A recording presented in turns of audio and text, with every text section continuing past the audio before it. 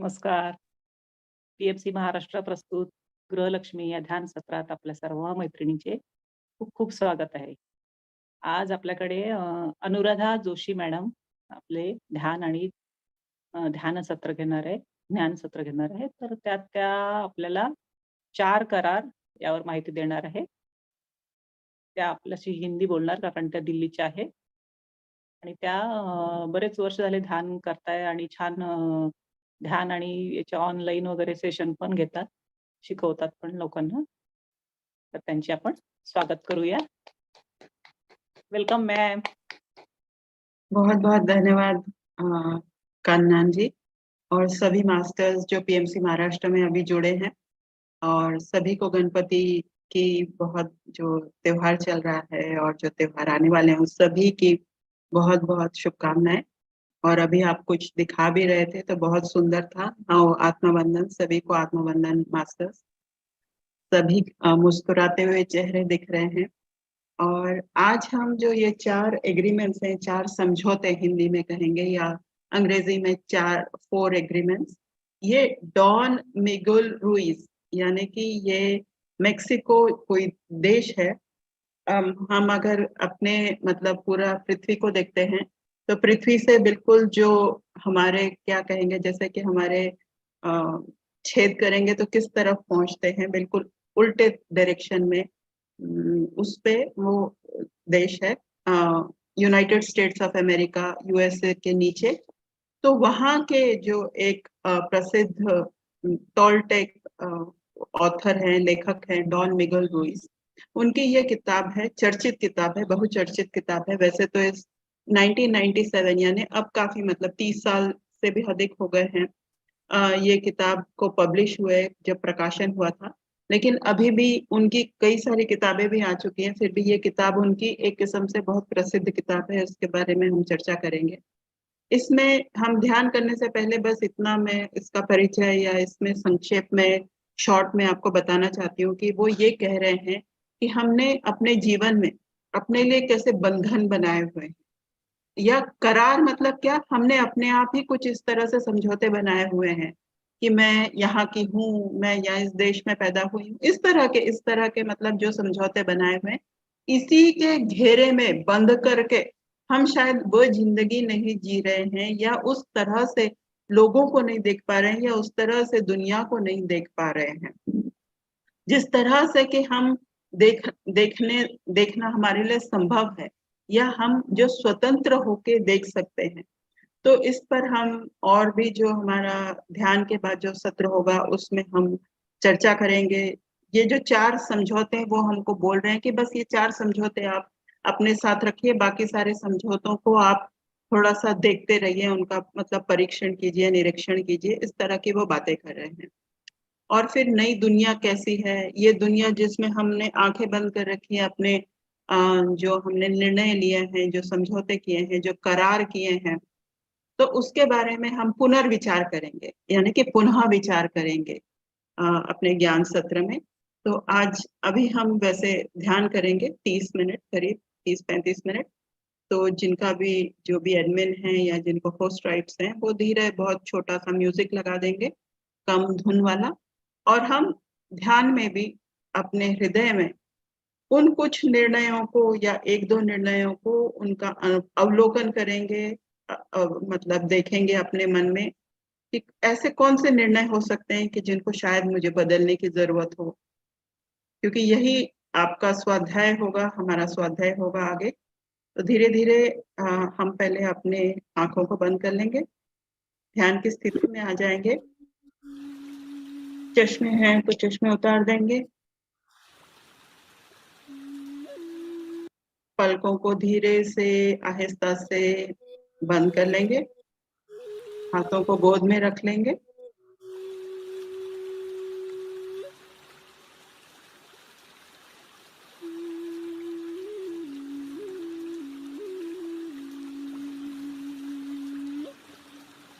और आती जाती सांस के साथ एक हो जाएंगे, अर्थात कि सांसों में ही लीन हो जाएंगे।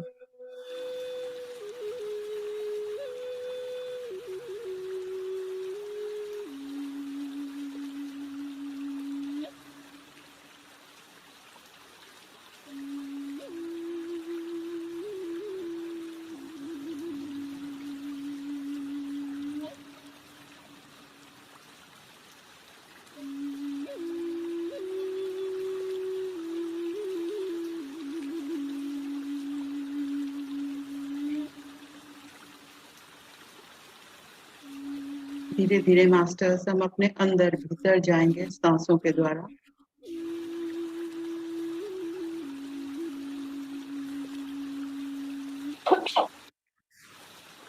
और गहरे गहरे गहरे सांसों के साथ लीन होके हम विलीन होते हुए जब हम अंदर उतर रहे हैं,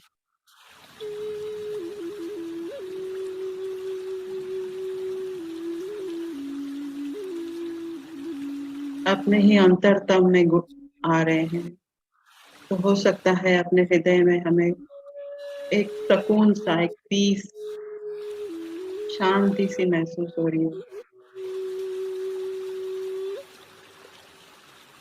पीठ अपने आप सीधी होती रहती है जब हम सांस के साथ जुड़ने लगते हैं।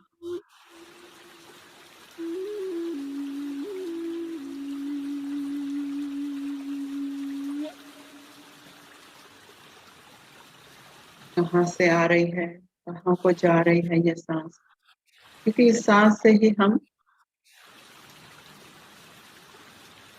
कई चीजों से जुड़े हैं। जो प्राण ऊर्जा है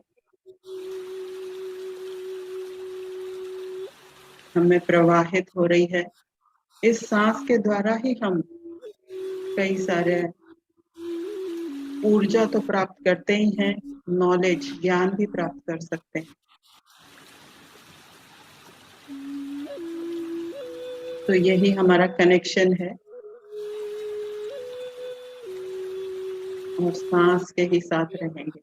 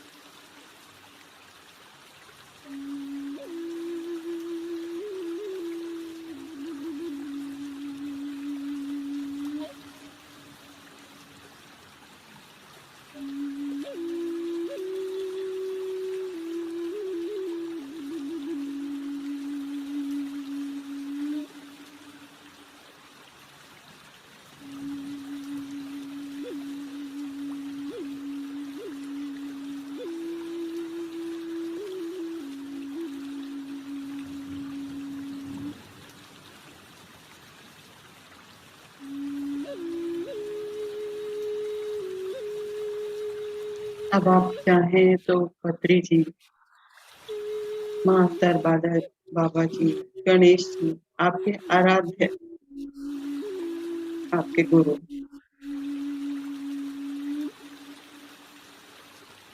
उनको भी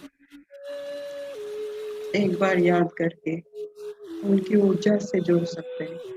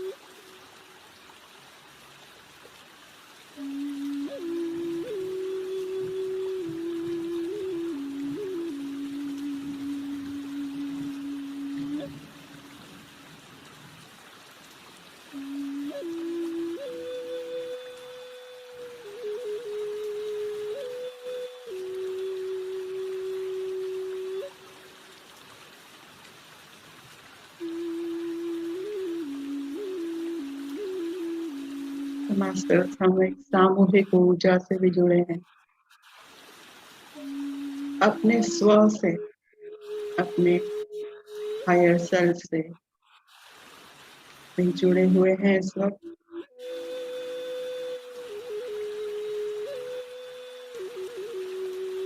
और अन्य मास्टर्स, इनविजिबल और विजिबल, जो जूम के माध्यम से जुड़े हैं, उन सभी की सामूहिक ऊर्जा से भी जुड़े हुए हैं।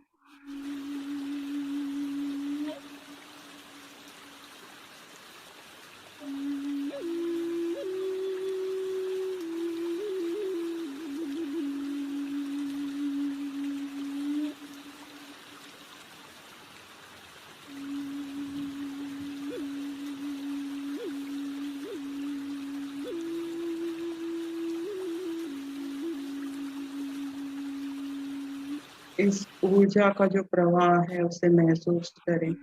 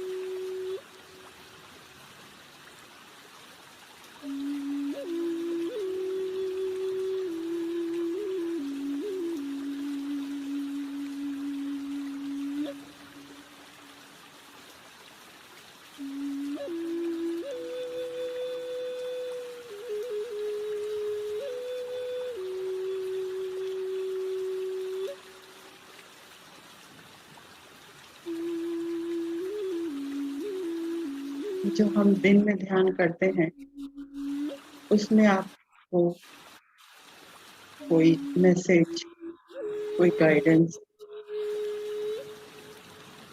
भावनाओं द्वारा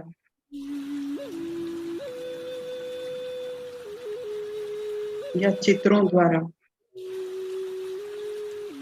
या कोई गाने के रूप में हमारे ध्यान में आने की बड़ी संभावना होती है।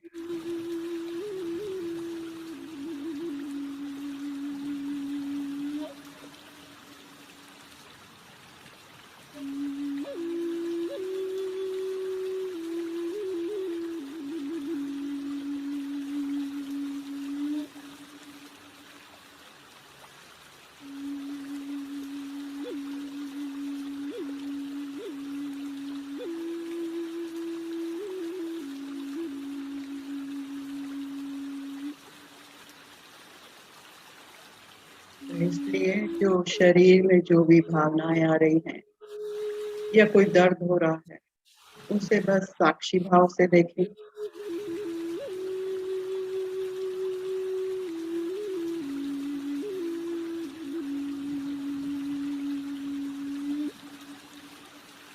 उन चीजों को महसूस करें।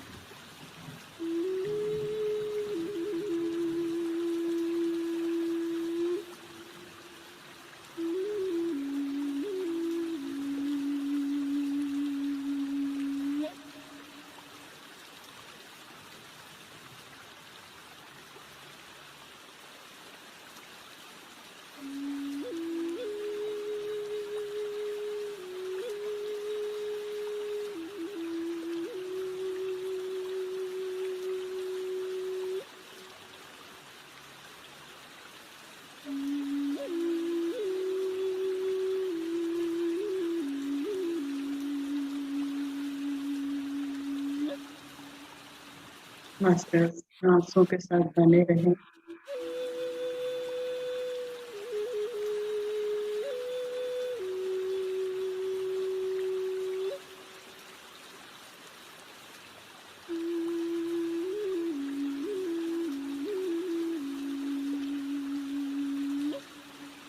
आंखें बंद और सांसों के साथ रहें।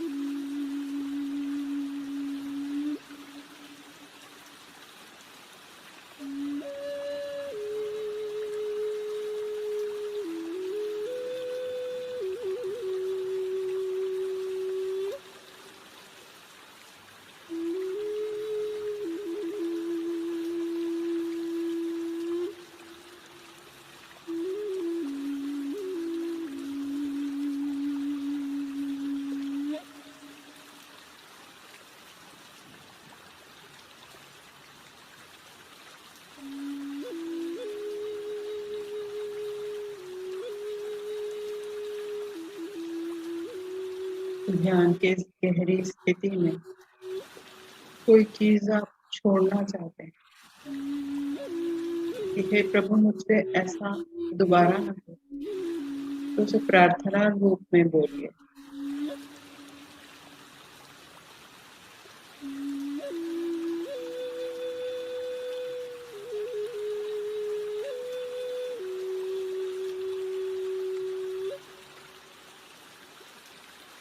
क्योंकि हमारे शब्दों में एक सृष्टि के सृजन करने की क्षमता होती है, और जो भावनाएं होती हैं उन्हीं के जरिए हम सृष्टि कर सकते हैं, कुछ बना सकते हैं।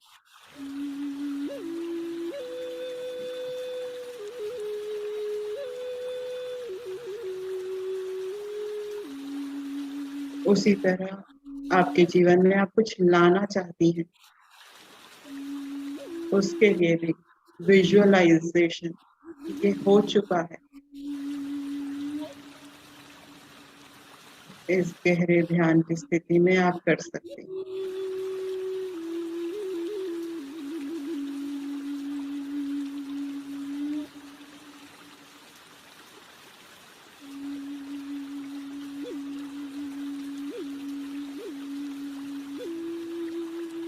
कोई धारणा, कोई आदत, कोई बिलीफ सिस्टम आप छोड़ना चाहते हैं, तो यही समय होगा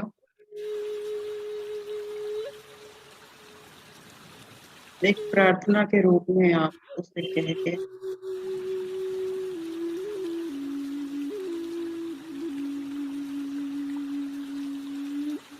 अपनी इच्छा व्यक्त कर सकते हैं।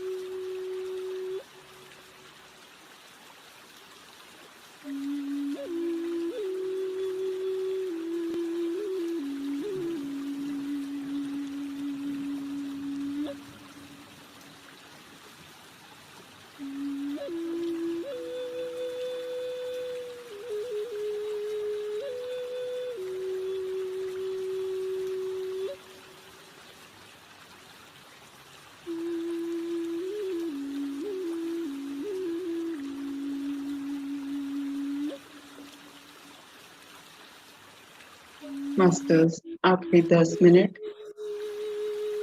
सांसों के साथ बने रहें।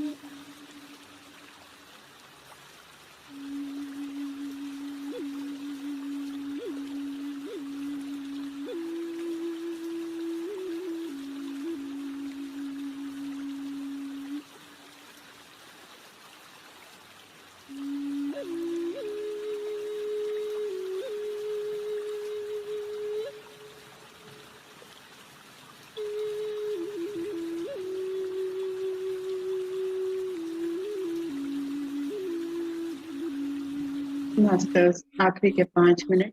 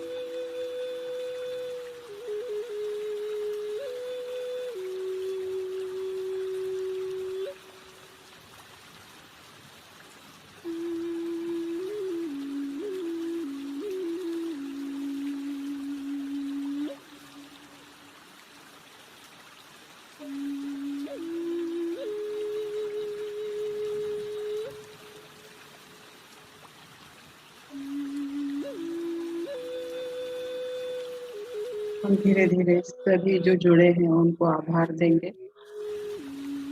मन ही मन जो इस ध्यान में हमने समझा, सीखा, अनुभव किया, उसकी एक सारणी सी बना लेंगे कि आगे जाके हम इसको लिख सकें, अपने जीवन में इसे अपना सकें।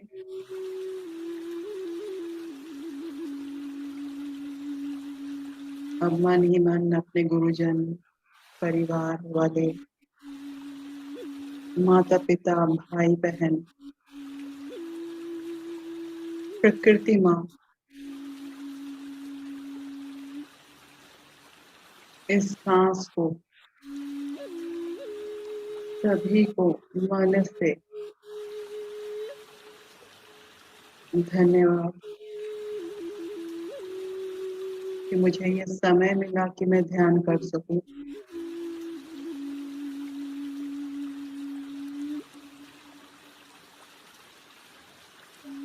पीएमसी महाराष्ट्र के इस प्लेटफॉर्म को, चैनल को, इन्होंने हमें ये माध्यम दिया जूम के जरिए कि हम जुड़ सके सामूहिक रूप से, उसको धन्यवाद।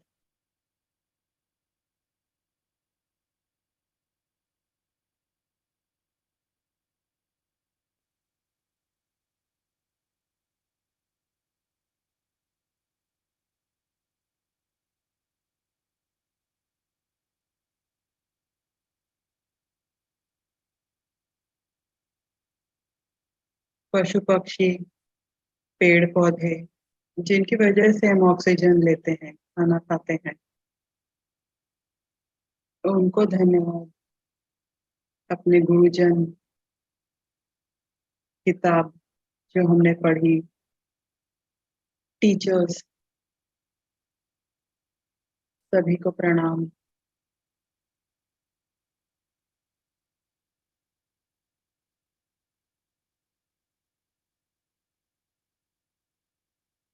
मास्टर से 1-2 मिनट लेके हम धीरे धीरे अपने भौतिक शरीर में बहुत आहिस्ता आहिस्ता से धीरे धीरे करके आएंगे।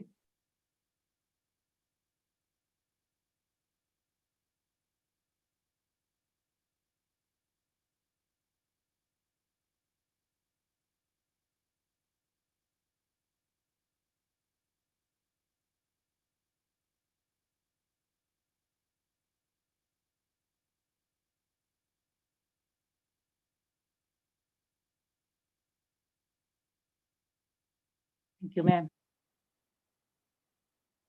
बहुत अच्छा। बहुत बहुत धन्यवाद मैम, बहुत बहुत धन्यवाद। आंखें बंद करते ही वाइब्रेशंस बहुत जी मैम। मस्त। जो पानी पीना चाहते हैं वो पानी पी लें, बस 5-10 सेकेंड थोड़ा पॉज लेके थोड़ा सा।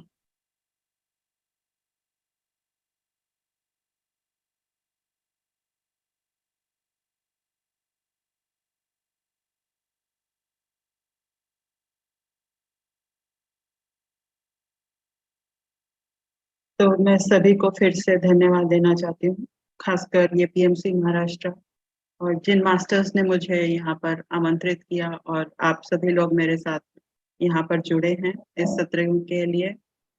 मैं सभी को बहुत धन्यवाद देना चाहती हूँ।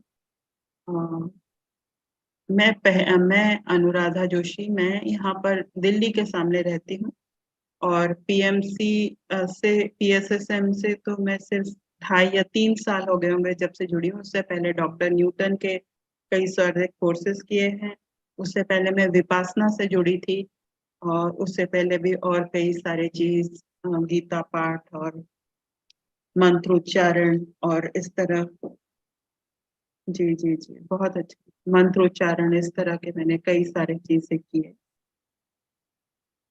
तो इसी अब हमें जो पत्री जी बताते हैं कि हम ध्यान करें, स्वाध्याय करें, और हम लोग एक कोई ना कोई किताब पढ़ें, यानी कि हस्ताभूषण। जी सभी को जो जो कह रहे हैं कि धन्यवाद, बहुत अच्छा ध्यान रहा। सचमुच में जब हम सामूहिक रूप से जुड़ते हैं तो ध्यान बहुत अच्छा हो जाता है। तो ध्यान करते हैं, सज्जन सांगत्य और स्वाध्याय। इसके अलावा प्रचार भी करना है, शाकाहार भी। लेकिन इस वक्त हम कुछ समय के लिए अब थोड़ा स्वाध्याय करेंगे।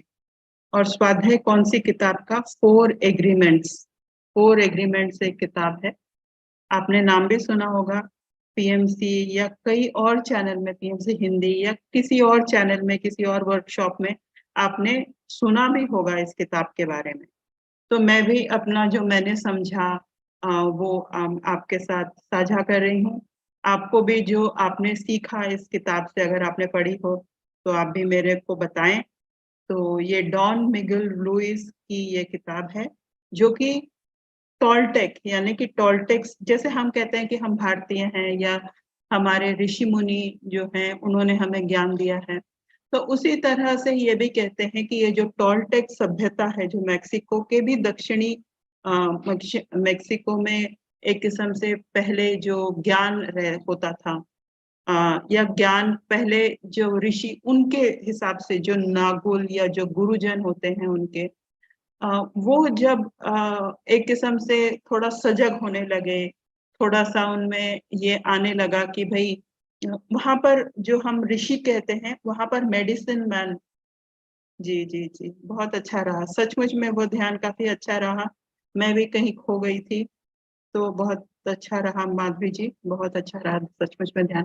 तो वहां पर मेक्सिको में जो है इस चीज को, यानी कि हम कहते हैं कि हम अध्यात्म में जा रहे हैं, ये शब्द होता है, या हम कुछ पढ़ाई कर रहे हैं, तो वहां पर ये शब्द होता है मेडिसिन मैन या मेडिसिन वुमेन, यानी कि जो दवाई की खोज में है। अब दवाई उपचार का खोज, यानी कि सचमुच में जड़ी बूटी भी हो सकता है, या उपचार का खोज ये भी हो सकता है कि जैसे मैं पहले कह रही थी कि हमने काफी सारे बिलीफ सिस्टम, हमने धारणाएं बनाई हुई है, सोच विचार बनाए हुए हैं, और शायद हम वो उपचार, अपना ही उपचार कर रहे हैं, यानी कि ऐसे दिखने में कोई बीमारी नहीं है पर शायद कोई उपचार। तो उस तरह वहां पर मेडिसिन मैन या मेडिसिन वुमेन कहा जाता है मेक्सिको में, जो कि इस तरह की ज्ञान के पीछे रहता है या ज्ञान प्राप्त करता है, सीखता है और सिखाता है। इस तरह के लोगों को वहां पर मेडिसिन मैन या मेडिसिन वुमेन कहा जाता है।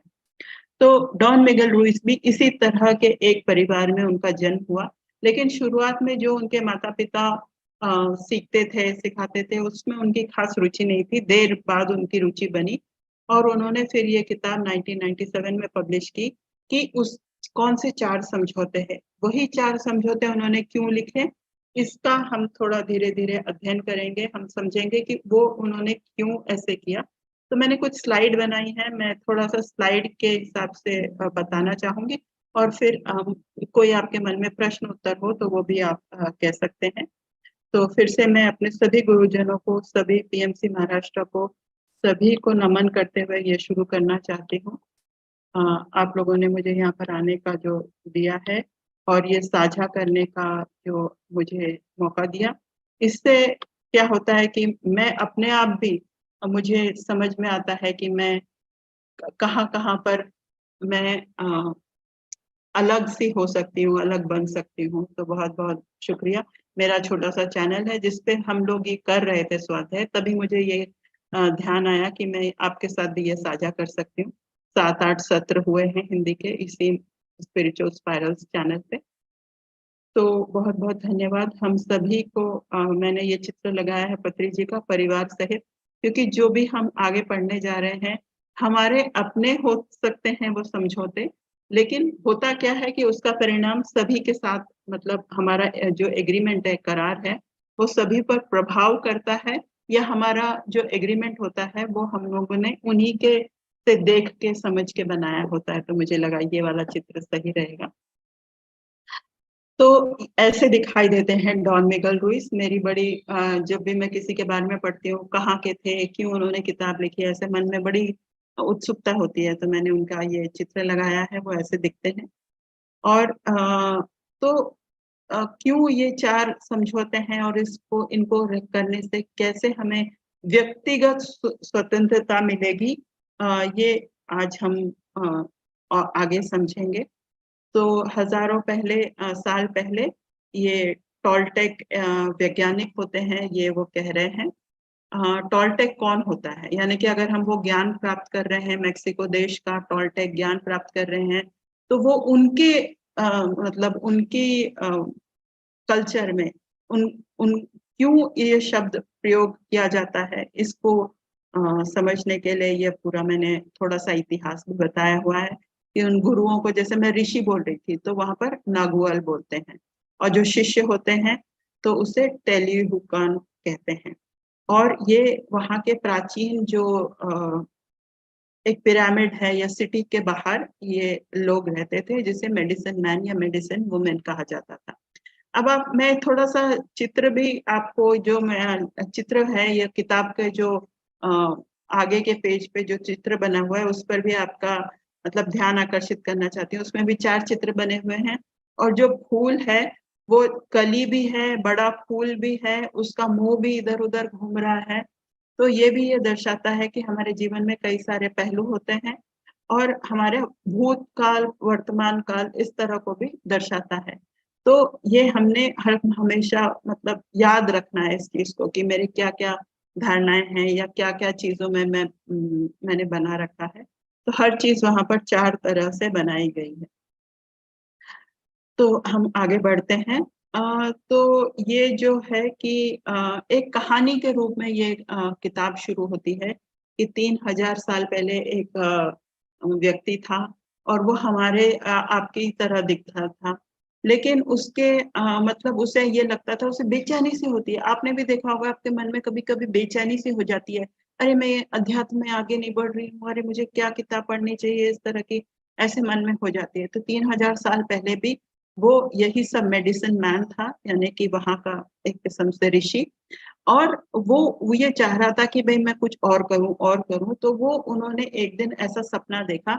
आप लोगों में से भी कई मास्टर्स होंगे जिन्होंने ऐसा अनुभव किया होगा कि वो अपने ही शरीर को देखने लगा या आपने किसी न किसी किताब में या मतलब किसी स्वाध्याय में ये ज़रूर पढ़ा होगा कि ये कोई बड़ी बात नहीं है, ये एक मतलब कई लोगों को ऐसा अनुभव हुआ है।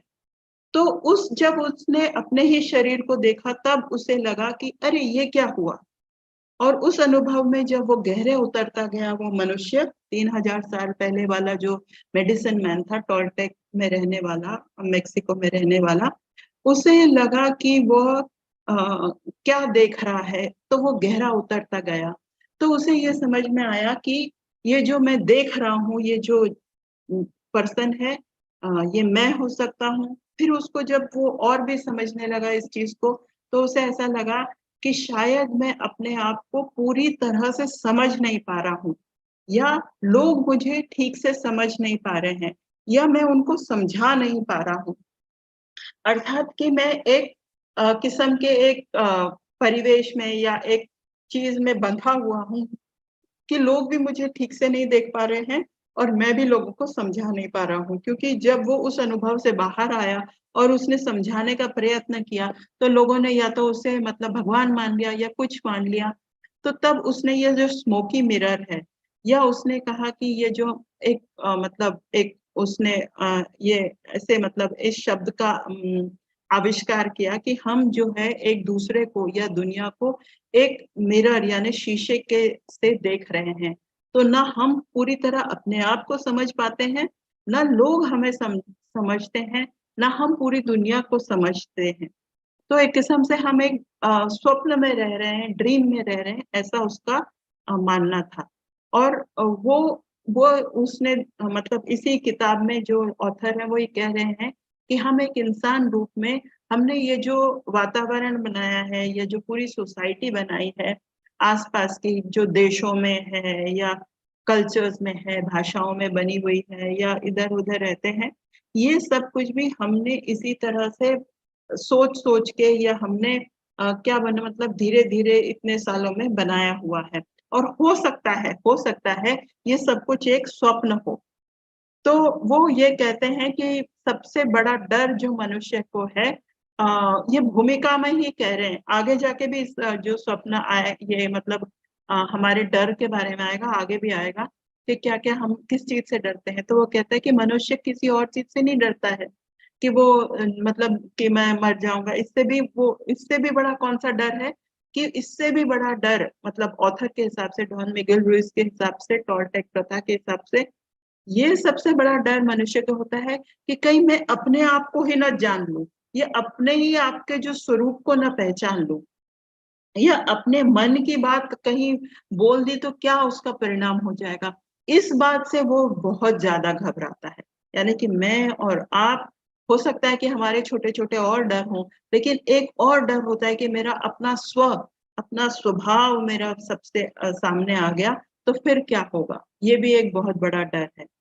और अगर मैं सिर्फ़ अपने जैसा रहना चाहूँ, तो क्या रह सकती हूँ? क्या मैं यहाँ पर ज़िंदा रह सकती हूँ? क्या लोग मुझे अपनाएँगे? इस तरह के डरों से मैं घिरी हुई हूँ, या कोई भी इंसान घिरा हुआ होता है, और ये बड़ा डर है। तो इन डर से हम कैसे सामना करेंगे, यही सब इस किताब में आगे लिखा हुआ है। तो ये डॉन मिगेल रुइस इसी मतलब एक भूमिका बाँध रहे हैं वो अभी। तो वो ये लिखते हैं कि ये इस तरह के हमने कई सारे करार या समझौते किए हुए हैं कि भई ये दुनिया ऐसी है, सूरज उगता है, पृथ्वी गोल है, हम आते हैं, हमारी मृत्यु होती है, हमारे मतलब भगवान एक होता है और नर्क एक होता है, स्वर्ग एक होता है। इसी तरह के हमारे बहुत सारे करारनामे कि ये हमारे मतलब पूर्वज हैं, हमने इनके साथ ऐसा व्यवहार करना है। ये हमसे छोटे हैं, तो हमने इनके साथ ऐसा व्यवहार करना है। दो दूसरे समाज के लोग हैं, हमने उनके साथ क्या व्यवहार करना है। तो इस तरह का मैं बनाती नहीं हूँ, पर ये इतने सालों में ये एक किस्म से मुझे एक तो प्राप्त हो जाता है या मेरे अंदर बैठ जाता है। तो इनका ये है कि हमें हर चीज़ को एक किस्म से जैसे मैंने ध्यान के दौरान भी कहा कि हर चीज़ को हम अवलोकन करें। क्या ये सच है? क्या ये सचमुच में सच है? या मैंने मान लिया है? तो ये महत्वपूर्ण है कि हम सारे समझौते, ये करार को ये देखें कि क्या वो सचमुच में है, सही है या नहीं है? और या मैं कौन हूँ? या मैं अपने आप को समझने के लिए जो है कि ये जो ऐसा हम क्या मतलब एक रिसर्च कर रहे हैं, अपने बारे में ही रिसर्च कर रहे हैं, तो ये बहुत ज़रूरी है ये समझने के लिए कि मैंने कोई गलत-गलत जो है धारणाएँ तो नहीं बनाई हुई हैं, कोई गलत समझौते तो नहीं बनाए हुए हैं। और ये बहुत इसमें बहुत मतलब एक किस्म से जब हम इस तरह का अपने बारे में ही एक सोच कर निर्माण करते हैं या अपने ही बारे में अंदर भीतर जाते रहते हैं, तो तब हमें अपने बारे में जब समझ में आता है, तब हम दुनिया को भी समझते हैं। तभी हम अपने माँ-बाप, भाई-बहन या अपने रिश्तेदारों को भी सही से समझ पाएँगे, या मैं यहाँ क्यों आई हूँ? या मैं कौन हूँ? इस सारे प्रश्नों का हमें और सफाई से क्लियरली अ, चीजें समझ में आने लगेंगी। तो ये बहुत महत्वपूर्ण है कि हमने कौन से करार या कौन से समझौते अपने आप कर लिए हैं, इस बारे में अपने आप सोचना। तो ये कह रहे हैं कि अगर हम ये इस तरह से सोचने लगे कि ये कौन से करार हमने कर लिए हैं, तो तब हमारे समझ में आता है कि हो सकता है कि मेरे सारे ये जो समझौते हैं, ये मैंने यूं ही मान लिए हैं। और जब हमने यूं ही मान लिए हैं, तो क्या वो अगर मैं से सपोज मैंने अगर मान लिया कि ये जो लैपटॉप है यही मेरी जिंदगी है, अगर मैंने ऐसे मान लिया, तो मैं बस इसी लैपटॉप के आगे पीछे रहूंगी। लेकिन हो सकता है कि मैंने पूरी मतलब पूरा कमरा नहीं देखा या पूरी अपनी लाइफ का पूरा 360 डिग्री नहीं देखा। तो ये एक छोटा उदाहरण हो सकता है, लेकिन जब हम अपने ही जो समझौते हैं उसमें से निकलने लगते हैं, तो जो ये स्वयं का जो नर्क बनाया हुआ है, ये सीमित दृष्टिकोण बनाया हुआ है, उससे हम बाहर निकलने लगते हैं। और जब बाहर निकलते हैं, तो वो दुनिया या हम क्यों आए हैं या दुनिया की खूबसूरती हमारे सामने आने लगती है, या उसके दुनिया के जो नियम कानून हैं, ये दुनिया कैसे चल रही है, या इस तरह के भी चीजें हमें धीरे धीरे समझ में आने लगते हैं। तो वो ये कह रहे हैं कि हमारे जो सारे समझौते हैं, वो शायद हमको सीमित किए हुए हैं, शायद सुरक्षित किए हुए हैं। मतलब एक किस्म से ये भी जब मैं पढ़ रही थी, तो मुझे ऐसा लगा कि कई सारे नियम अगर मैं याद रखती हूँ, तो बहुत एक किस्म से मेरा रूटीन लाइफ बना रहता है और मैं उसी में चलती रहती हूँ। तो वो भी एक किस्म की सरलता से मैं फिर जीने लगती हूँ। लेकिन जो ये अध्यात्म में एक जो वॉरियर होने की जो भावना है, कि मैं समझूं ये नया क्या करूं, नया क्या करूं, इस वाली भावना के साथ जब हम जाते हैं, तब हम हर एक चीज को एक किस्म से दोबारा से देखते हैं, दोबारा से देखते हैं। तो उसी के साथ जब हम दोबारा से देखते हैं, तब हमें ये सारे समझौते एक किस्म से लगता है कि नहीं, शायद हमें ये दोबारा से देखना है। तो तब वो बोल रहे हैं कि हमें कुछ ही समझौते जो हैं उस पर अमल करना है। ऐसे नहीं कि हमने जो सारे बनाए हुए हैं अपने लिए, कि इसमें वो भी हो सकते हैं कि मैं बहुत अच्छी हूँ, यानी कि अपनी धारणा बनाई हुई है कि मैं बहुत अच्छी हूँ, बहुत पढ़ी लिखी हूँ, या ऐसी धारणाएं बनाई हुई है कि मैं बिल्कुल कुछ नहीं हूँ। तो इस तरह के जो हमने इस तरह के नर्क वाले, मतलब जो हमें नर्क में ले जाता है, क्योंकि अति किसी भी चीज की हमें नर्क में ले जाएगी।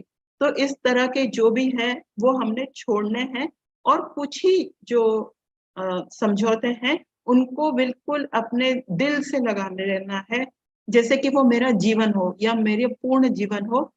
ऐसे कुछ ही समझौते हमें रखने हैं।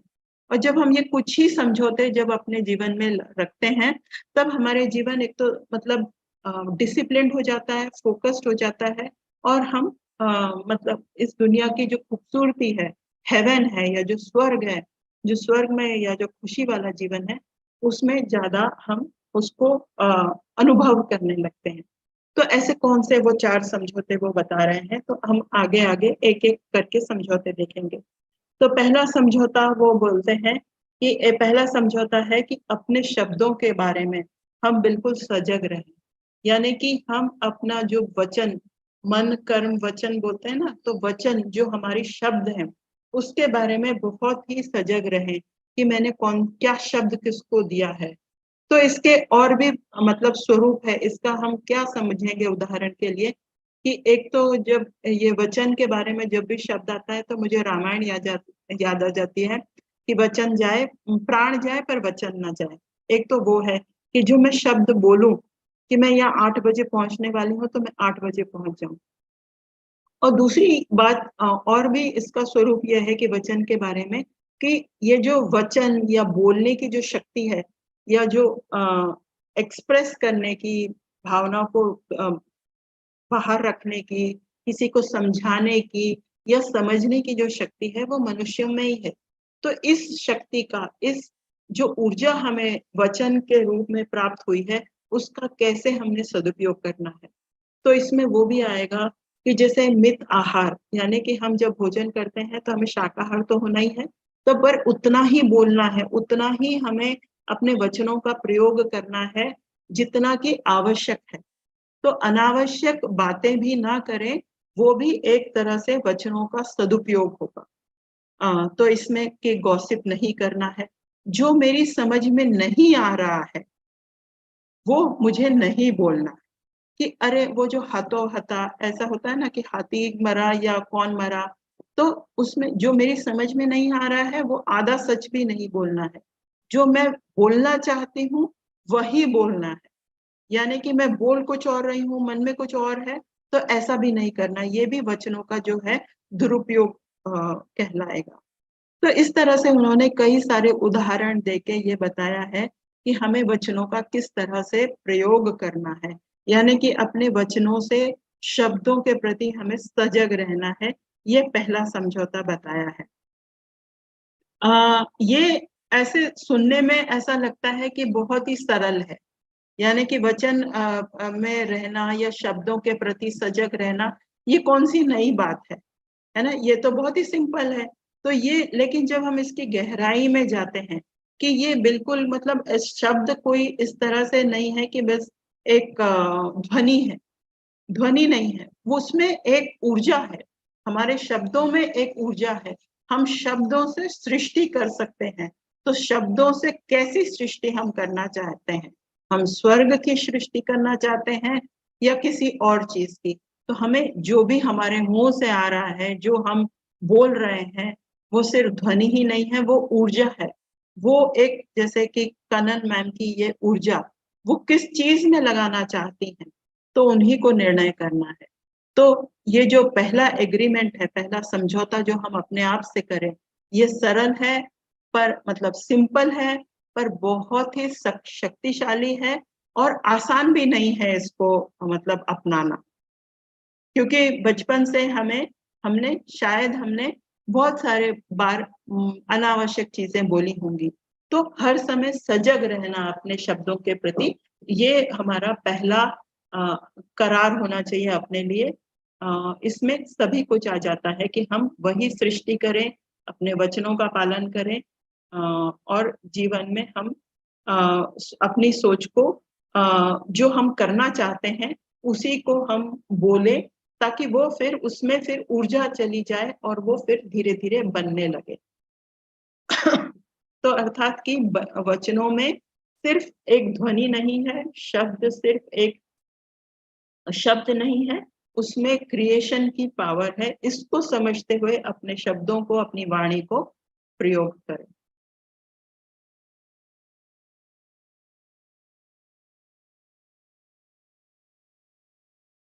अब दूसरा जो समझौता है, तो ये समझौता हम इसको इस तरह समझ सकते हैं कि कभी-कभी हमें क्या होता है कि शब्दों का ही एक रूप होता है कि हम किसी के शब्दों को गहराई से ले लेते हैं, बुरा मान जाते हैं या कुछ इस तरह से हमें हानि पहुँच जाती है।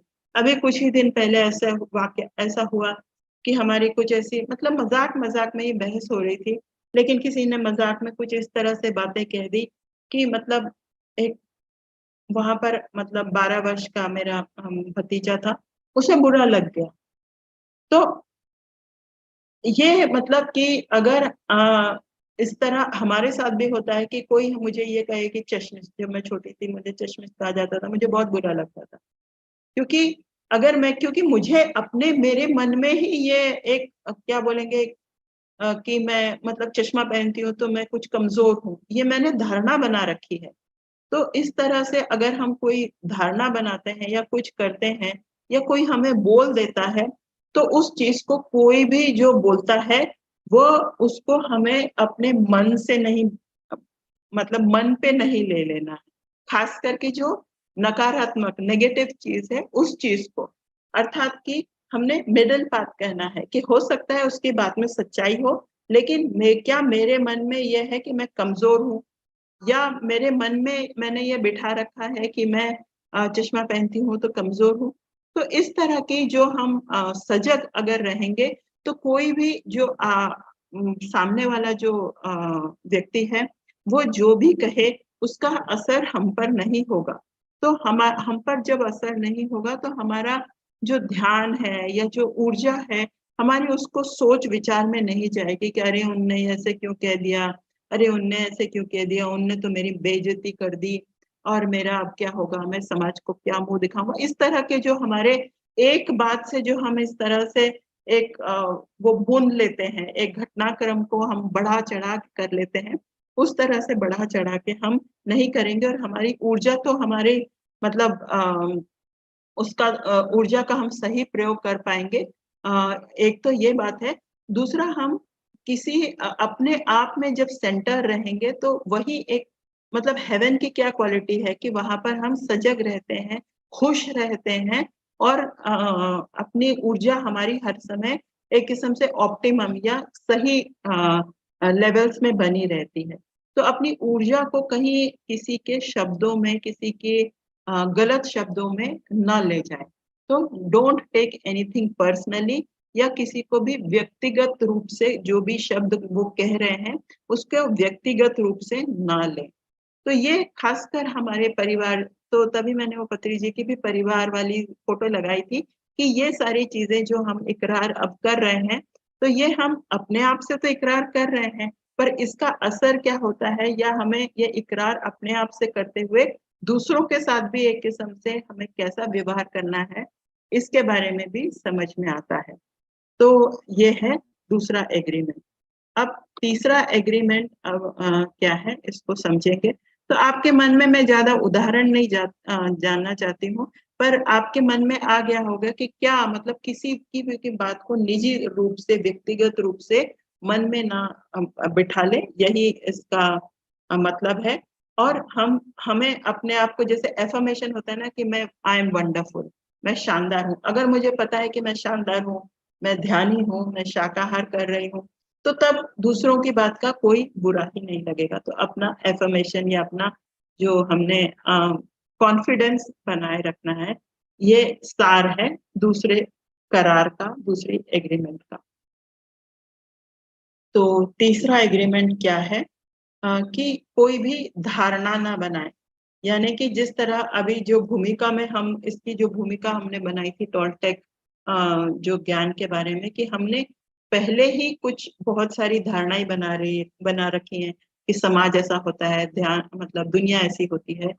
तो कोई भी धारणा या अजम्पशन उसमें हम ना बनाए, या उसका देखें, मतलब उसका अवलोकन करें, उसे क्लियरली देखने का प्रयास करें। हम इतना ही कर सकते हैं कि अगर मैंने ये कह लिया कि मैं एक किताब एक हफ्ते में नहीं पढ़ सकती, अगर मेरे मन में मैंने बना लिया है, तो उसको उसका निरीक्षण परीक्षण कीजिए कि एक किताब में अगर 150 पन्ने हैं, तो एक दिन में इतने पन्ने पढ़े, क्या मैं इतना पन्ना नहीं पढ़ सकती हूँ?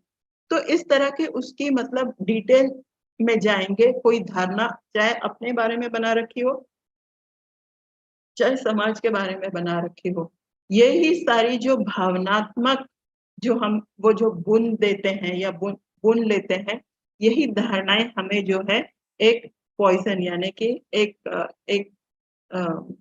अ, का सेवन नहीं करना चाहिए। इसमें जो आध्यात्मिक में जो हम गलत कर सकते हैं, वो नहीं करना चाहिए।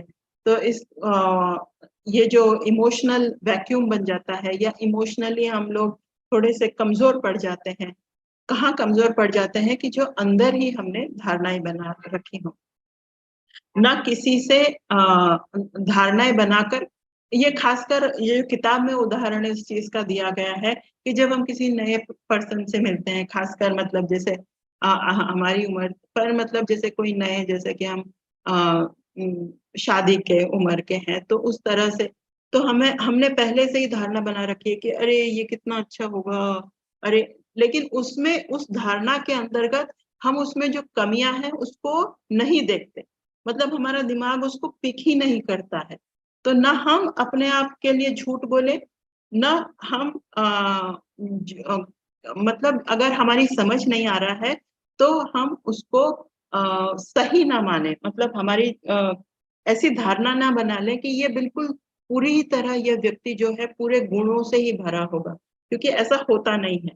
तो इस तरह खासकर रिलेशनशिप में हम या तो ये धारणा बना लेते हैं कि भाई ये तो गलत ही होगा, इसने तो गलत ही सोचा होगा। तो ना ऐसा करें, तो दोनों ही परिप्रेक्ष्य में हमें क्या होता है कि हम अपने ही एक किस्म से स्वप्न में हो जाते हैं, और हम उस जो स्थिति होती है, जो सही स्थिति होती है, वो नहीं अपना पाते। तो इसमें ये भी है कि परिवार में या अपने कहाँ जहाँ हम काम करते हैं या पढ़ाते हैं, पढ़ते हैं, वहाँ पर क्या मुझे चाहिए, ये अगर मैं स्पष्ट रूप से कह देती हूँ, तो ये सारी धारणाएँ अगर किसी और ने बनाई हैं या मैंने बनाई हैं, उसकी स्पष्टता हो जाती है। या मुझे क्या चाहिए, जब मैं उसको सही तरीके से बता देती हूँ, तो सामने वाले व्यक्ति या परिवार या लोग या समुदाय मेरे बारे में कोई धारणाएँ या गलत धारणाएँ नहीं बनाता है। और तब मैं मतलब सिर्फ मतलब व्यवहार ही सही नहीं हो जाता है, मेरी काम करने की जो क्षमता है या स्पीड है, वो भी बढ़ जाती है। तो ये सभी जगह पे काम आएगा जो तीसरा समझौता है, परिवार में और समुदाय में। और जो चौथा समझौता है, वो बाकी के 3 भी उसमें समाहित हैं एक किस्म से। वो है कि सदैव अपना सर्वश्रेष्ठ दें, यानी कि हम हमेशा अपने आप को एक किस्म से जैसे अभी मैं कुछ बोल रही हूँ, तो मैं इसको और बेहतर कैसे बना सकती हूँ? अभी आपने जो गणेश पूजा की, तो इसको और कैसे बेहतर बनाया जा सकता है? या आप अगर स्टूडेंट हैं, तो मैं कैसे इस पढ़ाई को अच्छी तरह से कम समय में ज़्यादा अच्छे से समझ सकती हूँ? तो धीरे-धीरे, लेकिन धीरे-धीरे स्टेप वाइज़, अभी मैं अगर शुरू करूँगी तो शायद मैं 20 मिनट पढ़ सकती हूँ, तो 20 मिनट पढ़ के मुझे ब्रेक लेना है। तो इस तरह से धीरे-धीरे करके जब मैं एक-एक स्टेप आगे बढ़ते जाती हूँ, तो मेरा जो बेस्ट है, जो अभी का बेस्ट है, वो अगले दिन का जो मेरा बेस्ट होगा, उससे मतलब अगले दिन का बेस्ट मेरा और भी अच्छा हो सकता है। इस तरह हमें धीरे-धीरे आगे बढ़ते रहना है और जो बेटर है, वो बेस्ट की तरफ चला जाएगा।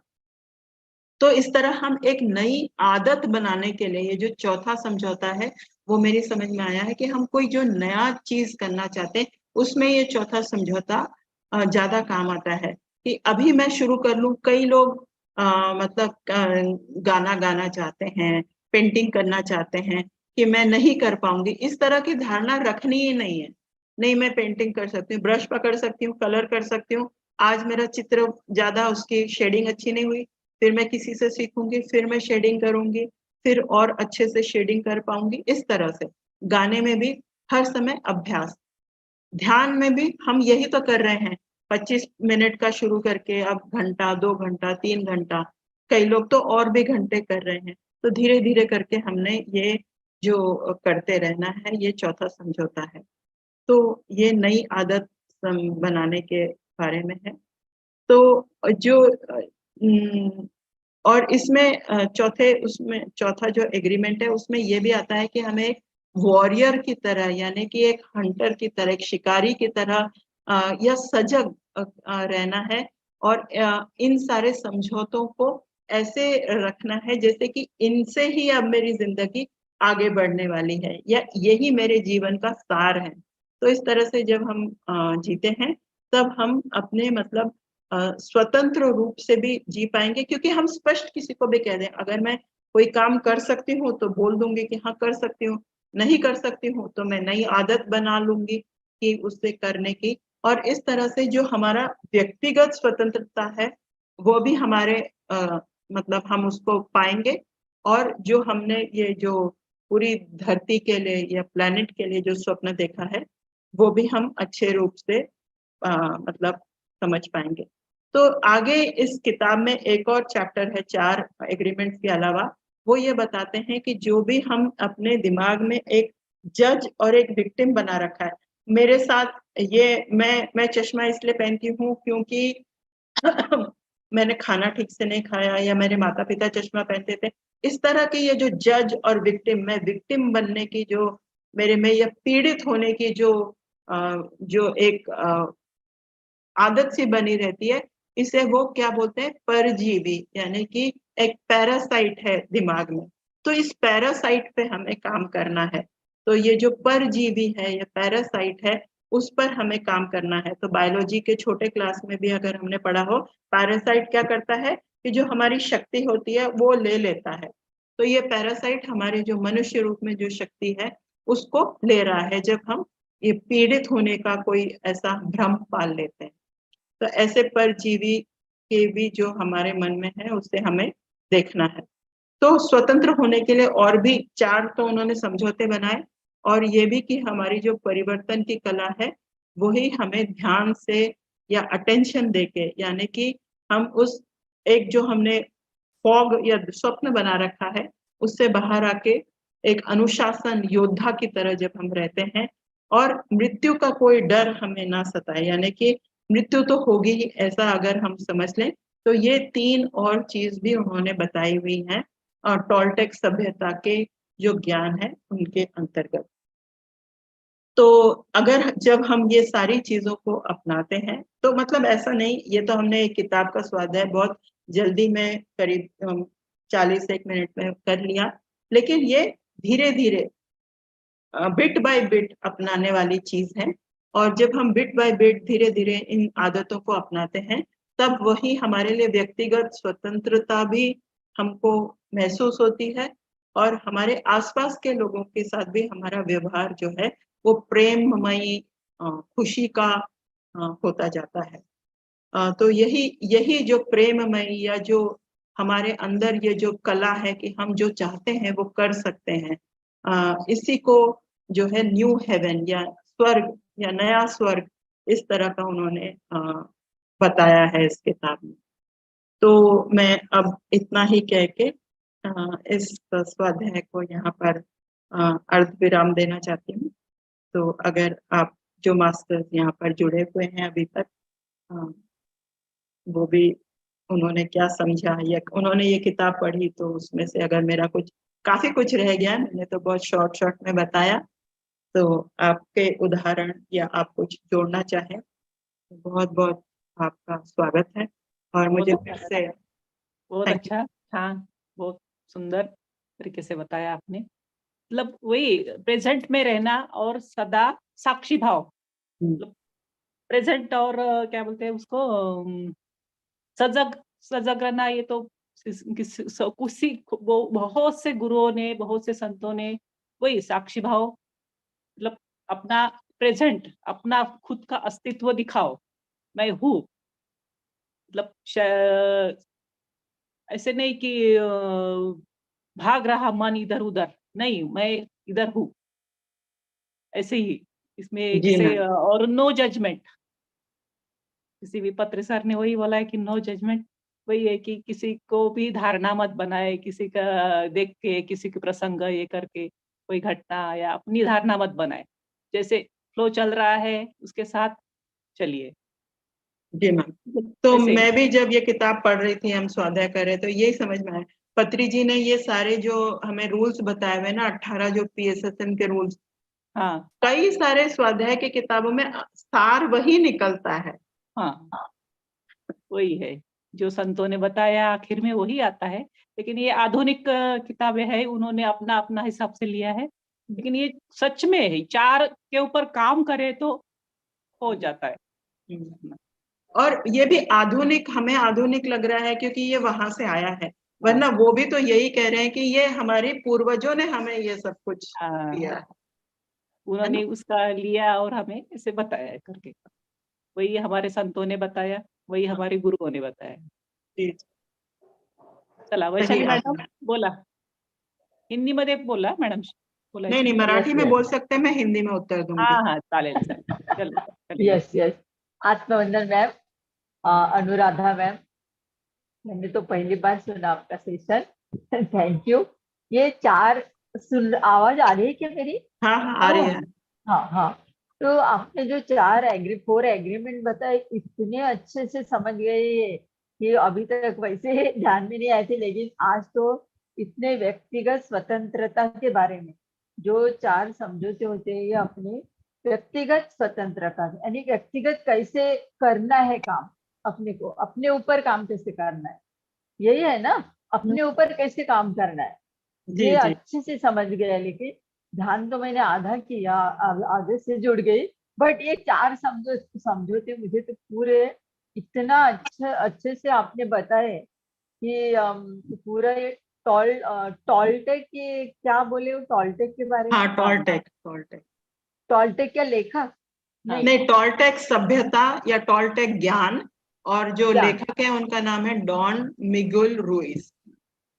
हाँ, डॉन मेकल, मिगुल रुइस। मिग्यूल, अच्छा मिग्यूल रुइस। हाँ, हाँ। तो ये थोड़ा सा अच्छे से नहीं सुनाई दिया मुझे, इसलिए मैंने और रिपीट किया। तो ये जो ज्ञान है बहुत अच्छा मिल गया आपसे। थैंक यू मैम, बहुत थैंक यू, ग्रेटिट्यूड ग्रेटिट्यूड। या तो ये डॉन मिगुल रुइस, ये मैंने चित्र पहले बताया था, डॉन मिगुल हाँ। रुइस। और टॉलटेक, ये जो ज्ञान है ये टॉलटेक ज्ञान है। अच्छा, और टॉलटेक मैंने ज्ञान। सार की भी एक समरी भी बनाई थी, स्लाइड, वो भी मैं बता देती हूँ। तो हाँ। कभी कभी ये होता है ना, हम इतना पढ़ते हैं सुनते हैं तो, लेकिन पढ़ा क्या सुना क्या वो समझ में नहीं आता है। तो उसका ये नहीं। सार है, वैसे अंग्रेजी में है कि अपने शब्दों के प्रति अपना वफादार रहें, और कोई भी चीज पर्सनली नहीं लेना, कोई हाँ। धारणा नहीं बनानी जो जैसा हो रहा है, और ऑलवेज डू योर बेस्ट, अपना अपना बेस्ट करते रहना। हाँ। Thank you ma'am, Anuradha ma'am, thank you. और वैसे मैं पहले भी एक बार आई हूँ, मैंने तब क्या किया था मुझे याद नहीं आ रहा, क्योंकि सुभद्रा मैम ने मुझे तब भी इनवाइट किया था। हाँ, होपोनोपोनो, हाँ। बहुत अच्छा थैंक यू था मैम। बहुत सुभद्रा अच्छा, मैम। बहुत बढ़िया, बहुत बढ़िया। तो कोई प्रश्न नहीं है तो हम सत्र को समाप्त कर सकते हैं, कनन जी। कोणाला प्रश्न विचारायचे की मॅडमला विचारू शकता, मॅडम काउन्सलर पण आहे, स्पिरिच्युअल काउन्सलर. हाँ, वो भी होगा। कानन मैडम आत्मवंदन। नमस्कार. हाँ, विचारायचा आहे नमस्कार प्रश्न घेते. कोणाला, बोलायचं आहे मॅडमशी.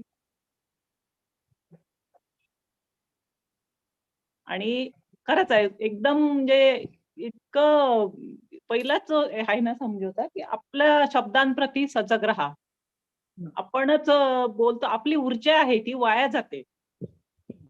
अपनी सही ऊर्जा बात रहती है है। ना मैम, अपनी ऊर्जा वेस्ट जाती है, अपन बड़बड़ करते हैं. हाँ हाँ हाँ, और उसमें ये भी है ना कि मतलब मेरी ऊर्जा है, माना कि मेरे को से सपोज 100 वोल्ट का मतलब मैं हूँ, और मैं उस 100 वोल्ट के मतलब को ऐसे ही कर रही हूँ, वेस्ट कर रही है. और फिर इसका मतलब मुझे ये, जब मैं पढ़ रही थी तो मुझे ऐसा लगा कि जैसे कि मुझे अगर पूरी ऊर्जा का मतलब ब्रह्मांडीय ऊर्जा का इतना पार्ट दिया गया है, तो उसका सही उपयोग करना भी तो मेरी जिम्मेदारी बनती है।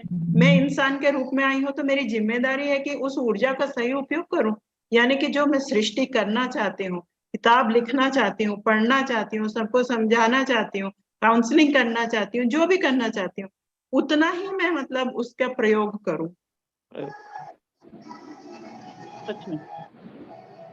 और वो जो है कि अपने ऊपर ना ले, हाँ, इजीली ले लेते हैं और फिर उसमें ये करते, चेन बन जाती है, फिर गुत्थी बन लेते जाती है, हैं. हिंदी में कहते हैं गुत्थी बन जाती है, गुत्थी बन जाती है। बहुत अच्छा, मस्त. ठीक है फिर मैम, चला, आप बोलायचं कोणाला, बंद करायचं. Yes, thank you ma'am, thank you, बहुत ही बढ़िया वो 4 करार जो है, तो थैंक यू।